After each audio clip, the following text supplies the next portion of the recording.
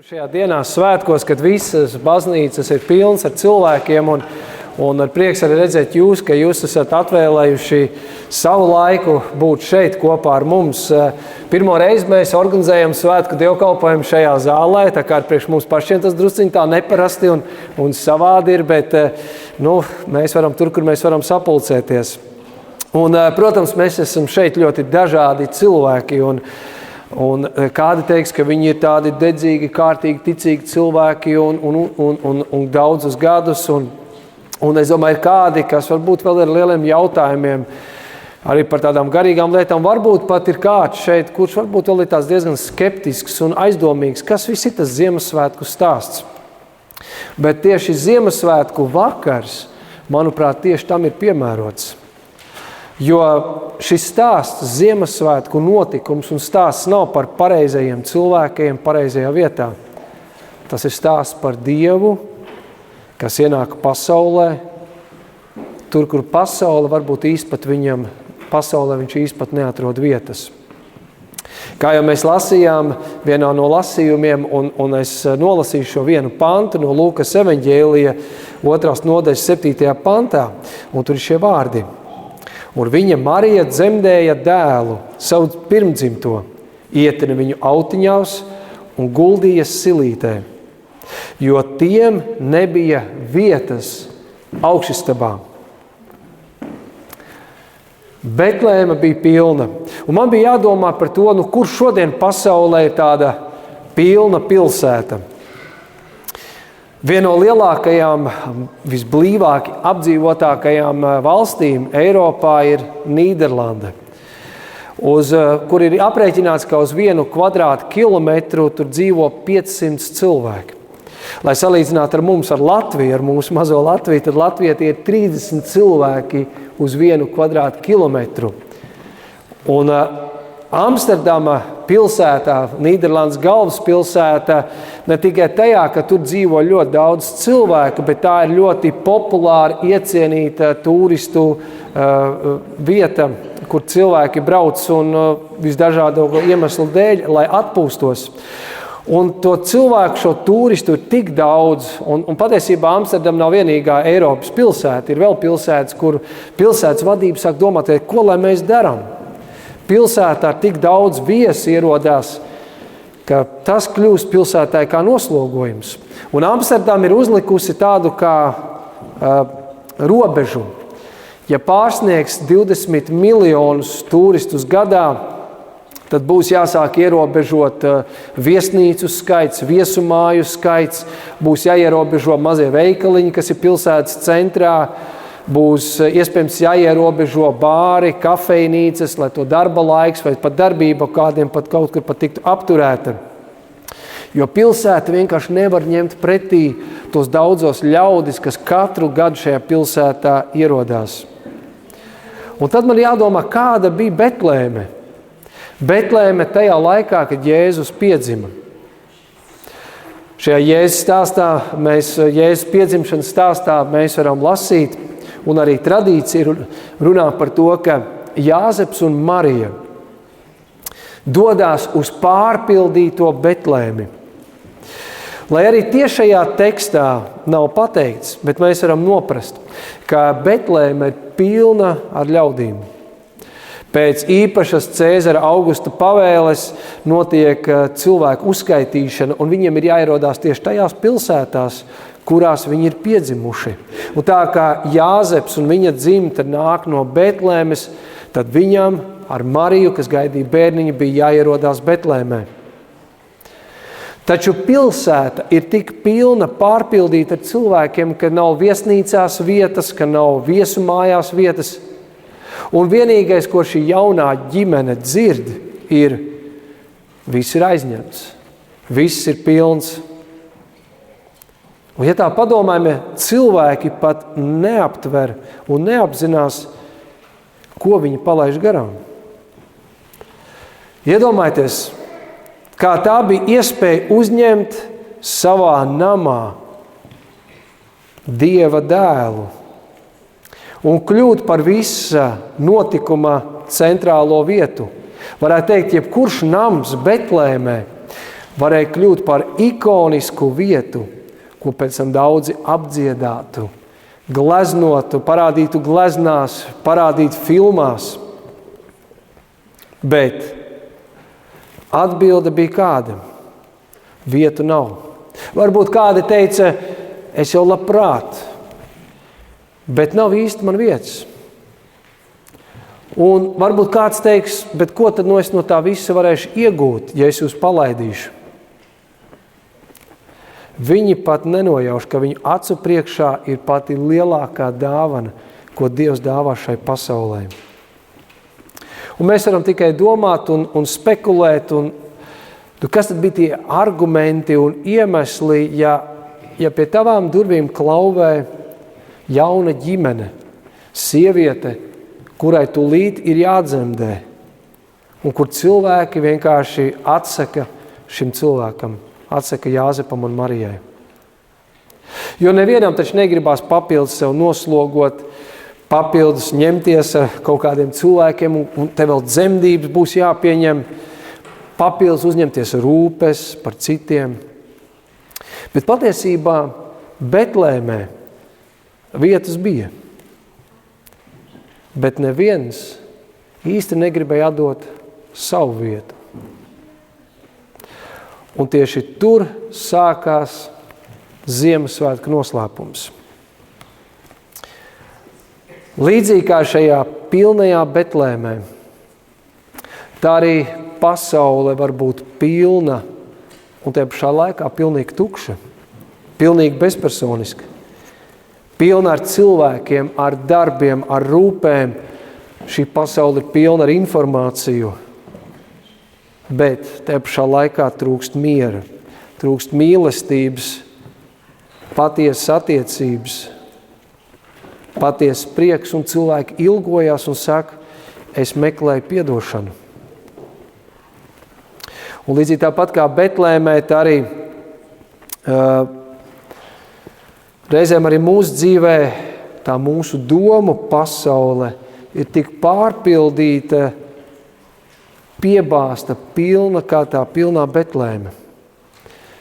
Un visa tā mūsu dzīve ir pilna ar steigu, ar neatliekamo, ka tam, kas ir patiesi svarīgs, mums vienkārši neatliek laika un uzmanības. Mums vienkārši tam nav vietas mūsu kalendārā.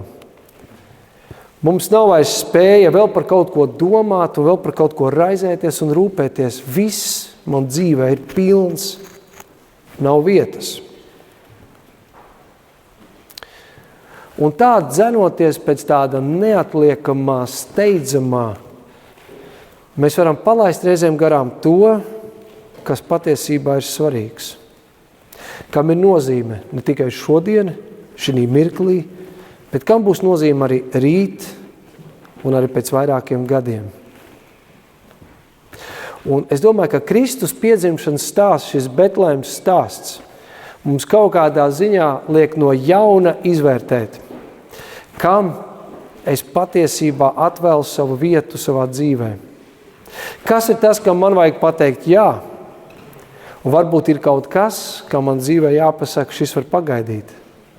Kam tiešām ir nozīme un kāda jēga manā dzīvē. Ir jāsaka tā, ka reizēm, ja mēs kā cilvēki, mēs kaut kur vadamies arī pēc tāda izsalkums sajūtas. Un izsalkums reizēm, teiksim tā, ja man gribās ēst, tad mēs uzreiz meklējam, kur ir leduskapis. Ja mēs esam noguruši, tad mēs uzreiz meklējam dīvānu vai gultu, kur varētu atlaisties. Bet es teiktu tā, ka tieši tāpat šo izsalkumu mēs varētu attiecināt par daudz dziļākām lietām. Cilvēkiem ir izsalkums pēc mīlestības, pēc uzmanības. Cilvēkiem noteikti ir izsalkums pēc miera, pēc prieka, pēc skaidrības. Un ja mēs aptveram šo izsalkumu, šis izsalkums spēj kaut kādā ziņā pakārtot visu pārējo mūsu dzīvē. Un varbūt te varētu atšķirties starp cilvēkiem, kas sev sauc ticīgus, un cilvēkiem, kas varbūt īsti nesauc sev par ticīgiem. Cilvēki varbūt šo ticīgie cilvēki šo izsalkumu atpazīst kā tādu dvēseles izsalkumu pēc Dieva. Cilvēks, kurš varbūt īsti neizprot un viņa dzīvē, vārds Dievs neko īsti nav nozīmējis, arī viņš saka, bet es meklēju kaut ko vairāk.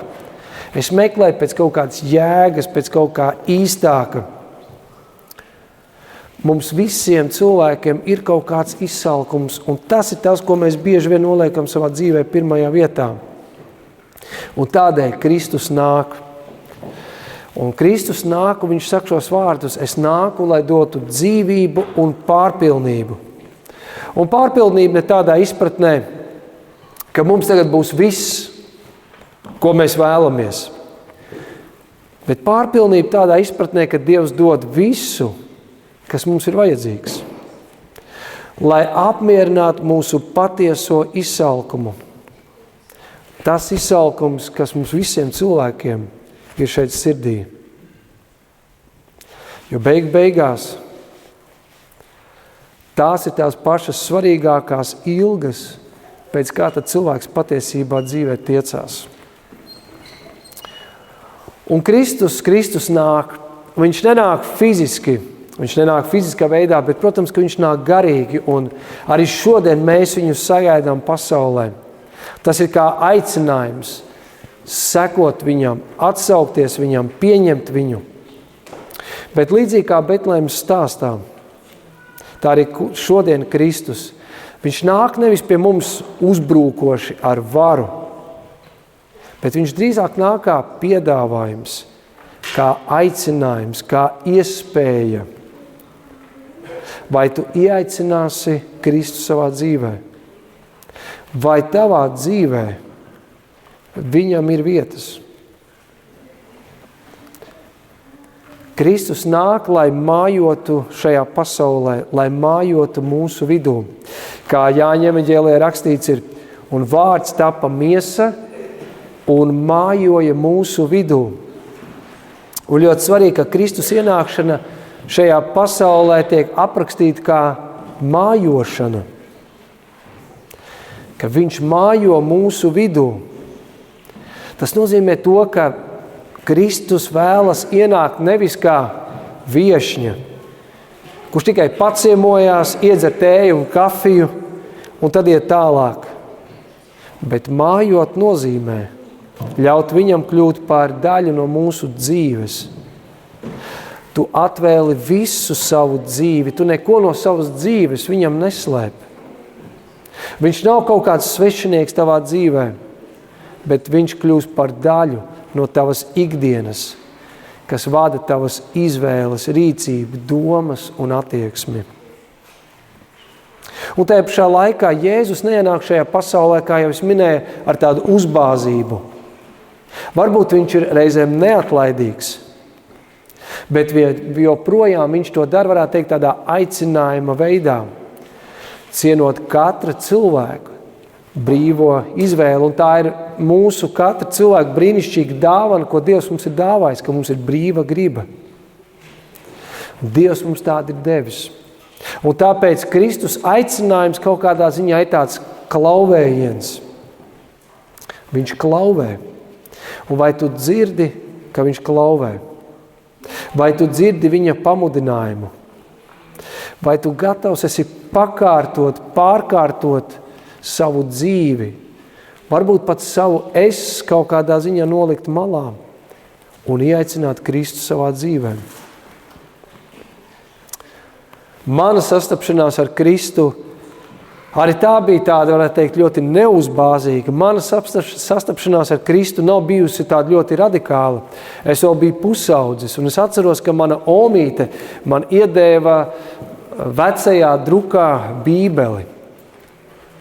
Es sāku lasīt radīšanas stāstu no pirmās Mūzes grāmatas. Es uzreiz gribu pateikt, es tur neko nesapratu, bet man bija ļoti aizraujoši, ļoti interesanti lasīt un iemācīties un lasīt vecajā latviešu drukā. Tas notika pakāpeniski. Pēc tam bija cilvēki, kas man pastāstīja par to, ka ir tāds Dievs. Jo man pirms tam likās, ka Dievs ir tāds vīriņš, kas sēž mākoņos. Un es sāku iepazīt, ieklausīties, censties saprast, kas ir Dievs. Atceros, ka sāku iet uz pirmajiem dievkalpojumiem, sāku klausīties, sāku lasīt Bībeli un kaut ko, protams, ne jau līdz galam, bet kaut ko es sāku saprast. Līdz vienā brīdī es varēju secināt, ka Kristus nav tikai priekš manis kaut kāda teorija. Kristus priekš manis nav tikai tāda vēsturiska personība, bet Kristus kļūst par daļu no manas dzīves, jo es viņu esmu ieaicinājis savā dzīvē, savā sirdī. Jo evaņģēlijos mēs varam lasīt. Tiem, kuri viņu, Kristu, uzņēma, kas ticēja viņa vārdam, viņš ļāva kļūt par Dieva bērniem. Tie, kas viņu uzņēma savā dzīvē, savā sirdī. Vieta mums visiem dzīvē ir priekš Dieva. Bet jautājums, vai mēs esam gatavi atvēlēt viņam viņa vietu, uzņemt viņu, ieaicināt viņu savā dzīvē. Un es domāju, Ziemassvētki ir labs laiks, kad par to domāt. Kad izvērtēt to, kāda ir mana dzīve, kas manā dzīvē ir svarīgs, ko varbūt savā dzīvē es esmu padarījis par svarīgu, bet patiesībā tam nav nekādas lielas jēgas un nozīmes. Un varbūt kaut kas ir jānoliek malā un jāieaicina Dievs savā dzīvē. Atsaucies. Mēs evaņģēlijos tālāk šajā stāstā par Betlēmu varam lasīt, ka beigās vienīgā brīvā pieejamā vieta šai svētajai ģimenei bija necienīgā, pilnīgi nepiemērota, neatbilstoša vieta kūtiņā starp lopiem. Ir dažādas versijas, kādi šī kūtiņa varēja izskatīties. Kādi pat saka, iespējams, ka šī kūtiņā bija kādas ģimenes mājas pagalms. Jo austrumu kultūrā un mūsu draugs, man pazīstams draugs mācītājs, kurš tieši nesen bija Pakistānā, un viņš arī par to stāstīja, ka Pakistānā trūcīgās ģimenēs joprojām, trūcīgās mājās joprojām tas tiek praktizēts, un tāda viņa ikdienas sadzīve, kur ir pagalms, kas savā ziņā no vienas puses ir viesistaba, no otras puses tur pat blakus ir ēzelīts, tur ir govis, ir aitas un ir vistas. Tu gatavo ēst starp lopiem, tu ēd starp lopiem un kādi pat guļ starp lopiem. Mēs īsti, protams, nezinām, kāda izskatījās tā kūtiņa, bet diez vai viņa bija tik romantiska, kā mēs varbūt kādreiz gleznās kaut kur redzam. Jebkurā gadījumā tā bija ļoti vienkārša, iespējams ļoti trūcīgu cilvēku vieta, kurā bija jāienāk Dieva dēlam šajā pasaulē. Un te rodās labs jautājums. Pasaulē ienāk Dieva dēls, svētais Dievs. Vai tad viņam nevajadzētu atvēlēt to pašu labāko? Vai viņam nevajadzētu piedzimt kādā skaistā pilī un sagaidīt ar orķestri, ar lieliem svētkiem? Vai nevajadzētu būt tā, ka pasaulē būtu jāsagatavojās pilnīgi pasaules Dieva dēlam, pasaules valdniekam ienākt šajā pasaulē? Bet tā vietā Dieva dēls ienāk caur vienkāršu ģimeni, vienkāršos apstākļos, pat daudziem cilvēkiem, kas atrodas Betlēmē un visā tajā apkārtnē, pat nenojaušot. Un šī necilā vieta kļūst par vissvētāko vietu, jo tajā ienāk Dievs. Un tas mūs iedrošina, ka svēta īpaša vieta nav tikai tur, kur ir greznums, tur, kur viss ir perfekti, bet tur, kur ienāk Dievs. Tur, kur Dievs sastopās ar cilvēku. Un Dieva dēls piedzimst kūtiņā. Tā nav tikai tāda Ziemassvētku romantiska dekorācija, ko mēs kādreiz apzīmējam un apspēlējam. Tā patiesībā varētu teikt ir tāda mīlestības, Dieva mīlestības stratēģija. Dievs nāk pazemībā.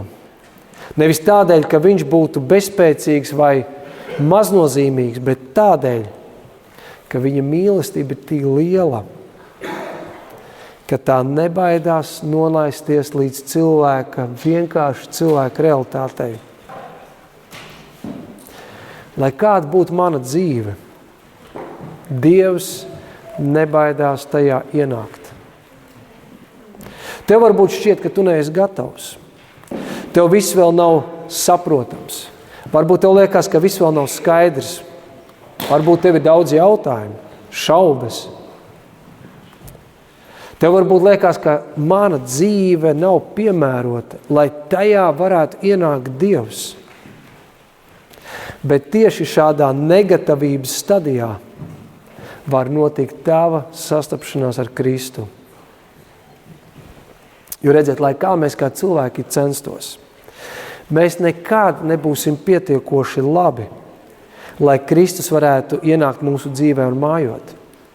Nekad taču nebūs līdz galam viss skaidrs un izprotams. Mēs taču līdz galam nevarēsim sagatavoties. Un tas patiesībā mums visiem ir kā iedrošinājums. Dievs var ienākt un sastapties ar tevi jebkādos apstākļos, jebkādos manā fiziskajā vai emocionālajā stāvoklī. Nekas nav šķērslis, lai mēs varētu saņemt un piedzīvot Dieva mīlestību un Dieva žēlastību. Nekas nevar būt šķērslis tam, lai Dievs varētu ienākt manā dzīvē un tajā mājot. Vienīgais šķērslis, tā ir mana atvērtība vai mana noslēgtība. Bībelē mēs varam lasīt par šo ģimeni, kas atvēra durvis šai svētajai ģimenei. Jā, viss, ko viņi varēja iedot, bija šī necilā kūtiņa, bet tas bija pilnīgi pietiekoši, lai tajā piedzīvot šī pasaule lielāko brīnumu. Un tāpat noslēgumā Betlēmas stāsts un šī vienkāršā necilā kūtiņa arī mūs iedrošina. Lai cik reizēm ir mazs un nenozīmīgs darbs, ko tu dari, tas var izrādīties daudz lielāks un nozīmīgāks nekā mēs domājam. Varbūt tas ir vienkārši pateikts vārds. Palīdzība kādam cilvēkam, varbūt vienkārši paldies, ko tu pasaki. Tas otram cilvēkam var nozīmēt visu. Atceros, kādu laiku atpakaļ ar ģimeni bija Lidl veikalā, iepirkāmies un pamanīju vienu sievieti, kuru es zināju, bet neteiksim, ka mēs tā ļoti labi viens otru pazinām. Es vienkārši piegāju klāt, sasveicinājos, novēlēju labu dienu, aizgāju projām. Un pēc brīža šī sieviete pienāca man klāt, viņa teica, tas, ka tu pienāc man klāt un novēlēji man labu dienu, man tas nozīmē ļoti daudz. Paldies tev par to. Absolūti es nejūtos, ka es būtu kaut kāda slavenība, kurš tagad mēģināja pienākt klāt kādam cilvēkam. Bet es taču nezinu, kas šai sievietei bija noticis, kāda bija viņa diena, ar ko viņa bija saskārusies šajā dienā. Viss, kas viņai bija vajadzīgs tajā brīdī, ļoti vienkārši vārdi, vienkārši novēlējums. Un es teiktu, kaut kādā ziņā te strādā šī kūtiņas, Betlēmas kūtiņas loģika. Dievs bieži izvēlas ienākt pasaulē ne caur lielajiem paziņojumiem, bet caur mazām, klusām lietiņām. Un tāpēc es gribētu iedrošināt mūs visus, ka neviens darbs, vārds vai veltīts laiks nav maznozīmīgs, ja tas tiek darīts ar patiesu un labu nolūku. Jo varbūt tieši caur to mēs paši un cilvēki mums līdzās var piedzīvot Dieva īpašo sastapšanos. Kā Kristus pats ir teicis, viņš saka, tā, lai jūsu gaisma spīd ļaužu priekšā, ka tie redz jūsu labos darbus. Un tad, kad viņi redz jūsu labos darbus, tad viņi godās Tēvu, kas ir debesīs. Ziniet, pasaulē šodien, protams, ir tik daudz sāpes, apjukuma, neskaidrības, bailes. Un tas viss ir tik nepatīkami kā tumsa, kas kaut kādā ziņā cilvēks arī dezorientē.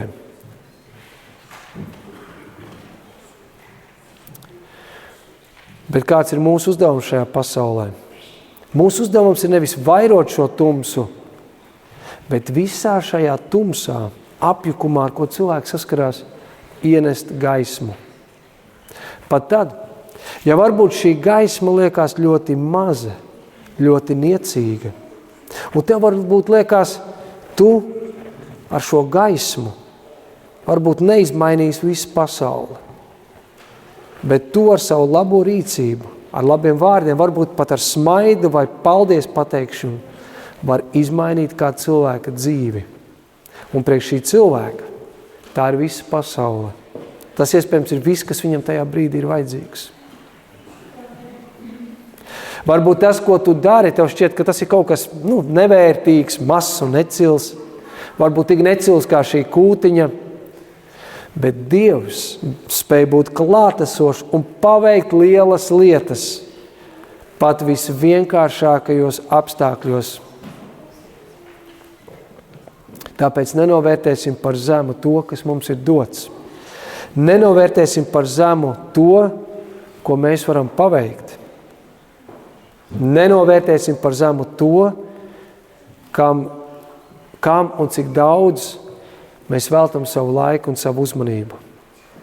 Kādam tas var nozīmēt visu, pat mūžību. Un jautājums ir ikvienam no mums, kam man šodien ir jānes gaisma? Varbūt ir kāds cilvēks, kurš šobrīd atrodas ļoti sarežģītā un smagā situācijā. Un varbūt viena saruna, viens telefona zvans, varbūt maza dāvaniņa, aizlūgšana, varbūt tava klātbūtne, varbūt kā šī mazā gaisma šim cilvēkam, kas var ienest lielu spožumu šī cilvēka dzīvē. Un tāpēc šovakar mēs varam būt kā Betlēmas ļaudis, kuri atsakām un sakām, viss pilns, nav vietas nekam tādam manā dzīvē.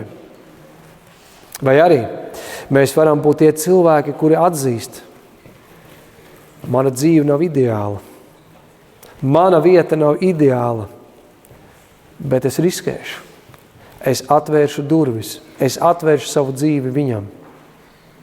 Un Ziemassvētku laiks ir tas laiks, kad Dievs nevis pārmet, bet viņš aicina.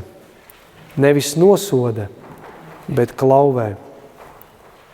Nevis prasa no mums pilnību visu, bet viņš prasa vietu mūsu atsaukšanos. Ja tu esi cilvēks, kurš jau gadiem tic, un tu saki, tu tic Dievam, tad varbūt tieši šis Ziemassvētku laiks ir tas, ka tu vari atkal atjaunot to savu jā.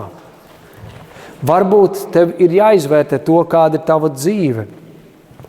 Kam varbūt tu esi aizvērs durvis un kam varbūt atkal no jauna jāatver tam, kas ir svarīgs. Un varbūt kaut kādā jomā arī tur ir viss kā tādā pārpildītā Betlēmē. Un tev iespējams ir jāatvēl laiks kaut kam, kas ir patiesi svarīgs un nozīmīgs. Ziemassvētku laiks ir labs laiks, lai to izvērtētu. Lai izvērtētu savu dzīvi, savu dzīvību. To laiku, ko Dievs mums ir devis. Bet ja tu vēl esi ceļā, lai saprastu un iepazītu Kristu, tu vari sākt ļoti vienkārši, ar godīgu lūgšanu, vai varbūt pat ar vienu teikumu. Dievs, ja tu esi, atklājies mani. Ienāc tur, kur man pašam nepietiek. Tur, kur es visu nesaprotu. ienāc manā dzīvē. Jo Kristus ienākšana šajā pasaulē sākās ar vienu atvērtu vietu. Kristus stāv arī šodien pie katra viena mūsu dzīves durvīm un klauvēm.